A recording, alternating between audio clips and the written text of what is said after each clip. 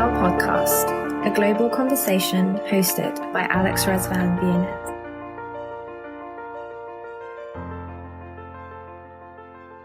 Hello, Imogen. How are you doing? Can you hear me? Everything okay?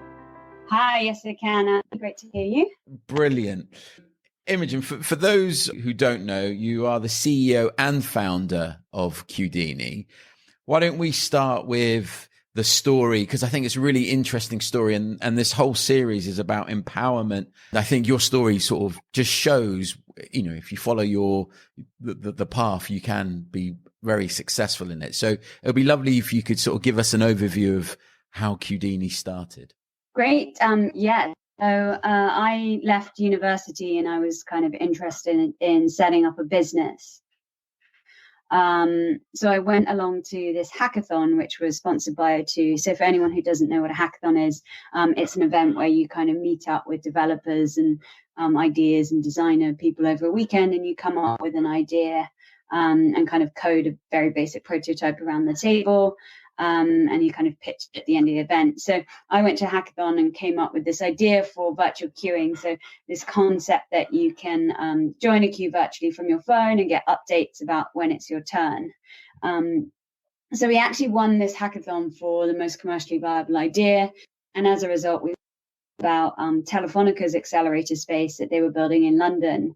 And from that, we got accepted. So we were kind of the youngest team and the earliest stage idea at the time to go through, but we left 9 months later with a contract with O2 and also won their kind of global tender as well. And it all just kind of snowballed from there. We just kept kind of working with more and more enterprise clients in the retail space on how do we improve customers who are coming into their store and want service to kind of give them updates while they're waiting, creating kind of a host app so they can kind of more professionally greet and manage customers than a lot of them who were using just clipboard and pen at the time. Yeah. And from there, we also then started building appointment booking in, which was something a lot of clients were asking for. So enabling customers to kind of pre-book the time that they visit stores. If we could just go back to, because one of the things that I'm conscious of, and the whole purpose of doing this is, through different experiences, I'm the great fortune of meeting very early in career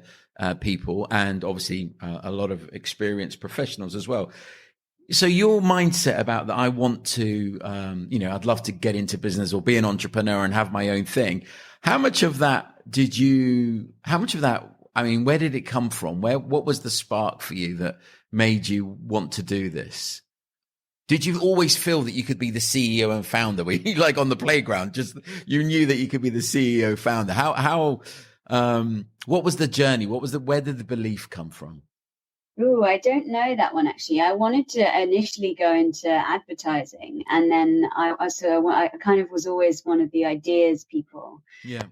So I wanted to do creative advertising, but then I realized it's really boring. Yeah. So you just sit there all day and think of ideas, and I liked kind of the execution side and strategy side. So I kind of wanted to try coming out with a business because it enabled you to be creative, but also execute. But yeah, I mean, I guess I was always thinking of like weird ideas. When I was at university, I was like inventing things that already existed. Where like, wouldn't it be great if something, and you're like, oh, that actually already exists. So maybe it was natural. Yeah. Okay. Do you have any words of wisdom for someone who may be, who has an idea that, they need to act on?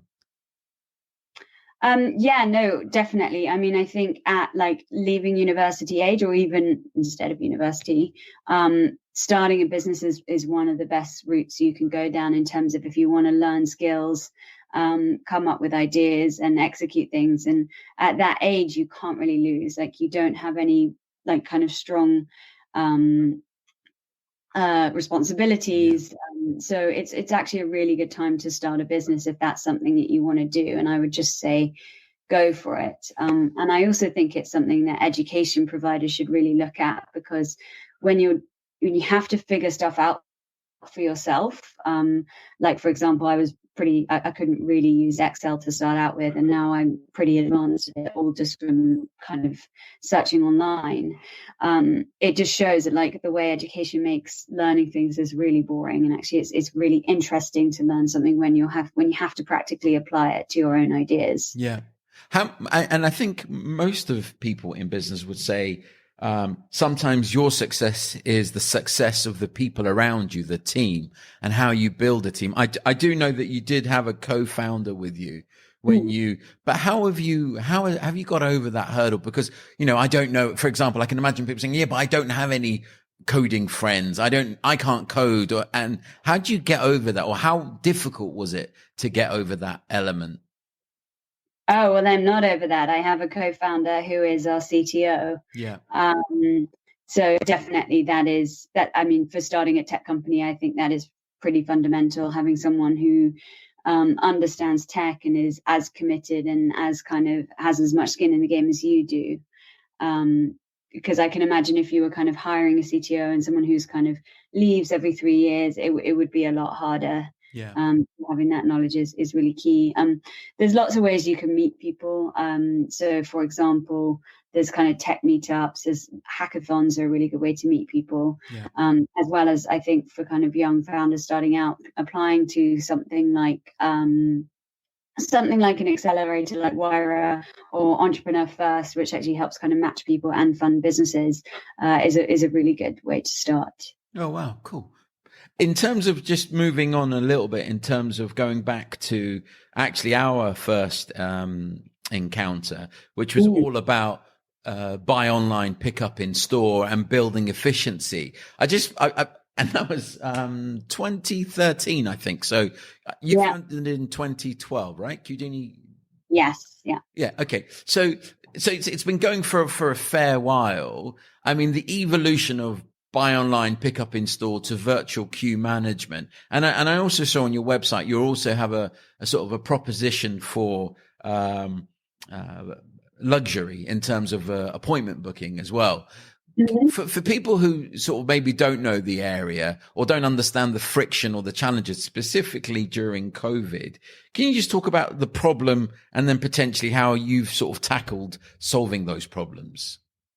Yeah, so for sure. So I guess when I was kind of when we first met, Ali, I was kind of trying to explain to people, oh, you can have customers join the queue from outside of the store, and you can message them when it's their turn. And we had a couple of retailers up kind of take on that method of the customer joining the queue by their phone, but most of them actually just letting them join the queue by a host or potentially in Europe by a kiosk, because we've been very, very wary of queuing systems and whether customers will use them and like them. But since COVID, we've just seen this kind of mass adoption amongst customers and retailers of this kind of scanning a QR code to join the queue and staying updated while you wait, as well as for click and collect, like checking in from your phone or by scanning a QR code from the car park so that you can wait in your car and get your order delivered. And then the appointment booking is kind of a little bit more mainstream. That's been going on for a while, but it's becoming bigger. So when you drive-by pickup service is something that you guys, are there any retailers or specific ones you can talk about? Because I find that we've rolled out with Dick's car phone. They were actually the first, before they even opened their stores fully, they started opening their stores just for click and collect. Wow. Okay. So if you go to Dixon's car phone store, you can check in from your order confirmation email, and you'll get a text saying someone's looking for your order. Someone finds the order and then just drops it into the boot of your car. So you can literally kind of drive in and out of store without getting out your car. Wow. And are they, do you get any sort of customer?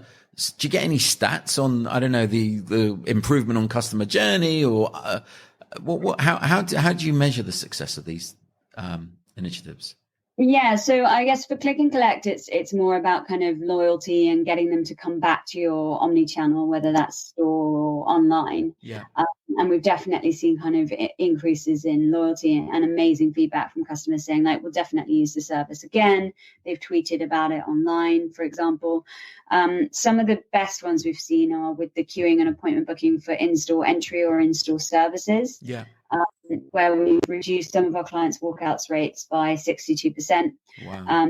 And that's purely just by giving kind of customers an estimate of how long they're waiting. And I always liken it to when you're waiting for a tube or a bus, and when they have the information, the wait feels a lot shorter than when you're just sitting there waiting and you don't know when the next bus or train is coming. Absolutely, yeah. Very frustrating. Yeah.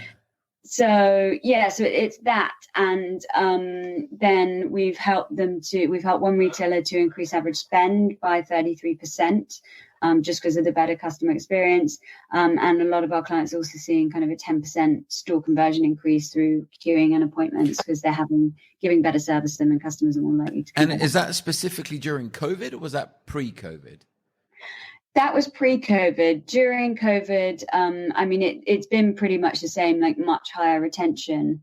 The main thing being that obviously customers have been avoiding stores, and any way you can drive them to store through appointment booking is important. And then also, if customers do come into store, making sure they feel kind of safe and confident throughout their visit so that they will come back. Yeah. So as a couple of really interesting stats are also with appointment booking, that one of our clients has found that 60% of customers who book an appointment have never been to the stores before. Yeah. So it's actually acquiring new customers who don't currently interact with that business. And another thing we're seeing is a massive uptake in virtual services. So retailers offering kind of remote service. So if I want to buy something online, but I'm not quite sure, the option for me is to buy it or to drop off the site. But now there's another option where it's like, okay, I can actually just click and book an appointment and speak to someone in a store or in a contact center about that product. And this has obviously been COVID's been a catalyst for this, but I think it's been required the whole time, or at least we surveyed people, and millennial and Gen Z customers were 3 times more likely than baby boomers to want virtual service. So it's definitely kind of a generational thing rather than just a COVID thing. Yeah, I imagine too, I mean, that in my mind, there's like the Instagram generation that doesn't necessarily need to feel safe, but just wants a digital experience. But then there is a generation, and that of people, and myself included, that you want to feel a little bit safer when you go in, and knowing that you've got that space and that time. I think it absolutely does help that you go in and then you feel, okay, this is my time. This is my space in this environment, or in terms of booking. I'm glad you mentioned the research that you did, because I did see that on LinkedIn. Was there any other sort of key findings that you found? And was there any, I can't remember, and I apologize. Was there one in the US and one in the UK, or did I ever got that wrong? Yes, that's correct. So we did a 2,000 consumer survey just as lockdown had started, asking people kind of which stores they had been avoiding, how they felt about click and collect, and also how they felt about virtual service with retailers. Yeah. And the main thing was that the more customers need a store, the more they wanted virtual service from it. So like even grocery retailers, a high proportion of customers wanted virtual service from it. Yeah. So basically on average, I think it was about 56 or 60% of people wanted virtual service from all these different types of retailers. And we broke it down by different categories. Yeah. The other thing was that 56% of people plan to use click and collect more. Yeah.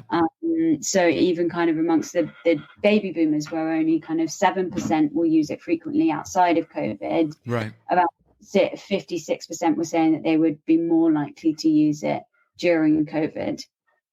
And also just the different types of stores that people were finding it harder to avoid was very interesting. So obviously grocery stores, people finding it harder to avoid, but banks, people finding it very easy to avoid. Yeah. Mum, children and toy retailers, really, really important to the customers that use them, and they found them hard to avoid them, which I thought was very interesting as well. Yeah, I know our little toy shop in Turnham Green has a queuing system, which I don't know if it's yours, but I know they have a queuing system. And have you expanded into the US now? Is Qudini stateside as well, or are you predominantly UK based? Yeah, so we have actually.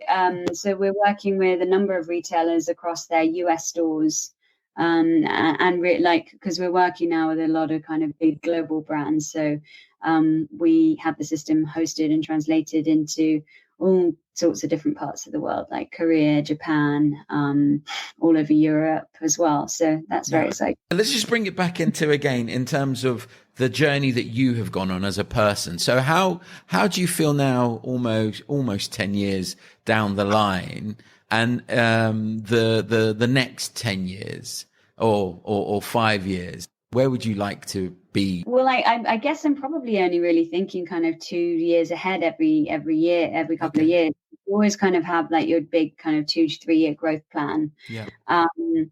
And we've got some pretty ambitious targets to meet based on kind of how well things have gone because of COVID, and how much our technology has been adopted. So we're really just hoping to grow it from there. And our main goal right now is to grow more internationally, but also to convert all the UK retailers who are now starting to understand what virtual queuing is and how it's beneficial to them. Yeah. I've noticed that you obviously are focused on luxury. How does luxury play into the Qudini world? Yeah, so luxury has become bigger and bigger over the last year even. We started working with ICOS stores internationally a few years ago. So they were getting really, really high traffic of customers all over the world coming in to buy their kind of heated tobacco devices. And we've just seen, and because you've got kind of premium stores where people want to have a premium waiting experience. And if there's a queue, it's really not attractive. And also people want to be able to book time. They're going to spend a lot of money. So they want to be able to have more detailed service. So we're just seeing more and more uptake of that with retailers that we're working with internationally. Yeah, I noticed, I don't know how long back, but the word choreography started to appear next to in terms of retail choreography. What does that mean? Can you expand on what's your interpretation, or how's that being interpreted? Yeah, so retail choreography is this kind of category concept we created to better explain what it is that we do, because we built the queuing system and the booking system, and people kept kind of thinking we were just a queuing system. So we wanted to come up with something that kind of encapsulated what we were doing and also where we wanted to take Qudini over the coming years. And it's all about kind of connecting your experience, your operations, and your data, and holistically managing those, whether that's related to mostly around stores, but also some of your online offering. And we noticed kind of no one was yet kind of incorporating the concept of experience, operations, and data, and how retailers should be looking at those holistically and all at one. Yeah. It's kind of a framework that we've been creating, and we're starting to create a set of tools around how to use retail choreography as a concept, not just relating to Qudini initiatives, but any process or any tool that you implement across your business. I got you. And I presume the data insights on top of the stuff that retailers traditionally used to gain, I don't know, footfall counters, infrared counters, whatever they are, that must be phenomenal. Like I don't know what percentage upgrade that they're getting on data on footfall physically coming into their stores.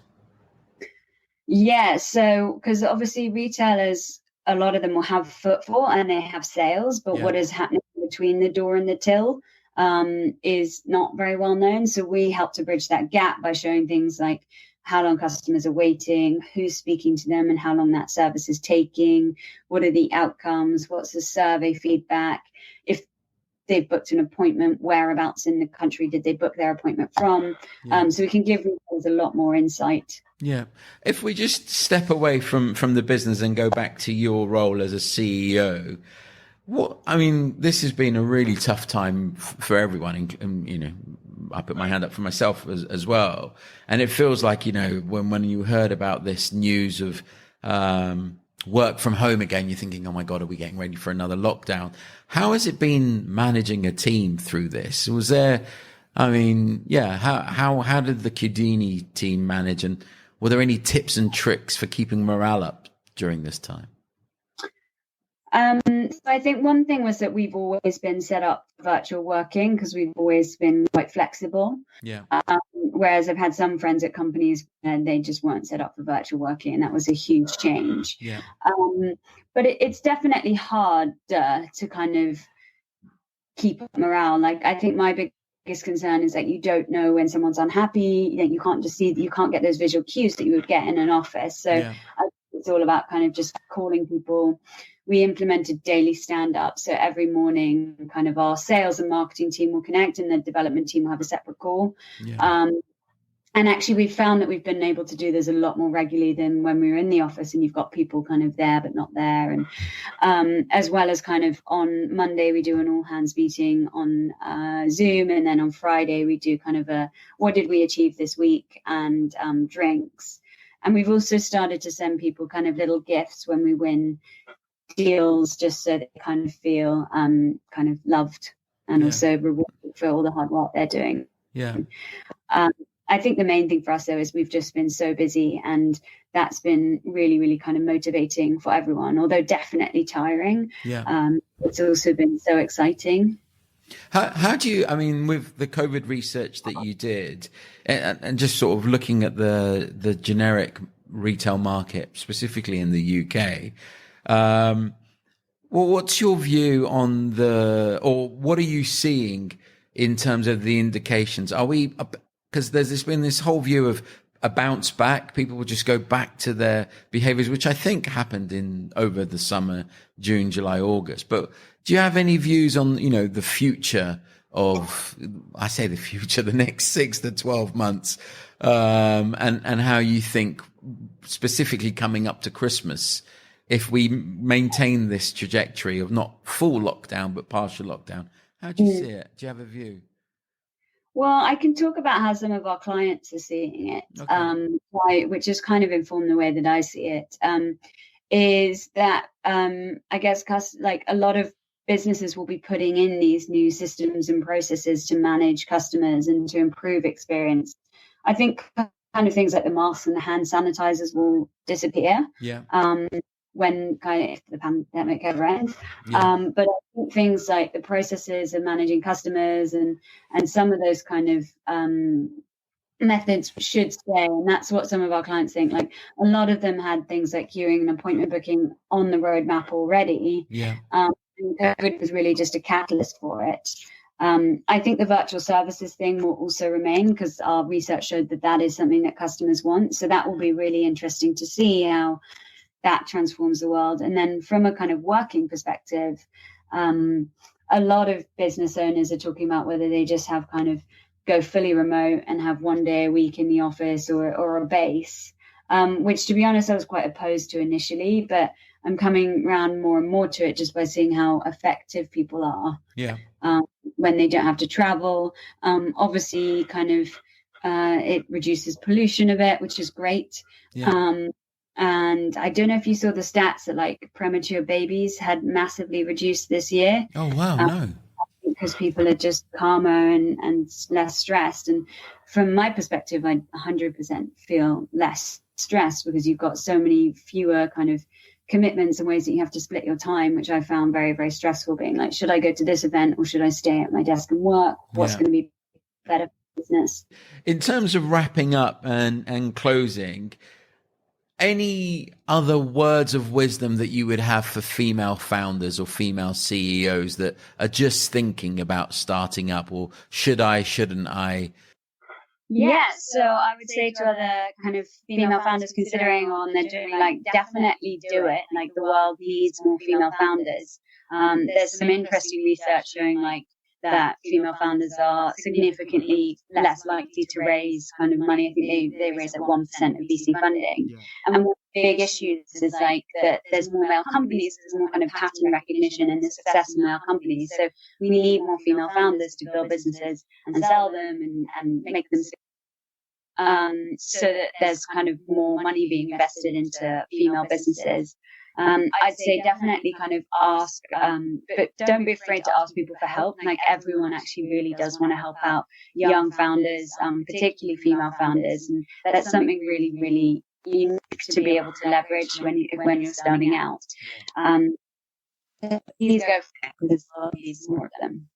Yeah, I agree. I do believe the world needs more founders and female founders. I think parity is always a good thing to go for, and especially from an investment perspective, I think the world will be a better place. Imogen, thank you for carving some time out. I know it's hectic being a CEO and running your own team and running a business. So I really do appreciate you giving us your time, and I look forward to seeing the growth of Qudini. Thank you so much, Ali. It's been great to speak to you. Thank you. Cheers. The Retail Podcast. a global conversation hosted by Alex Rezvan Viennet.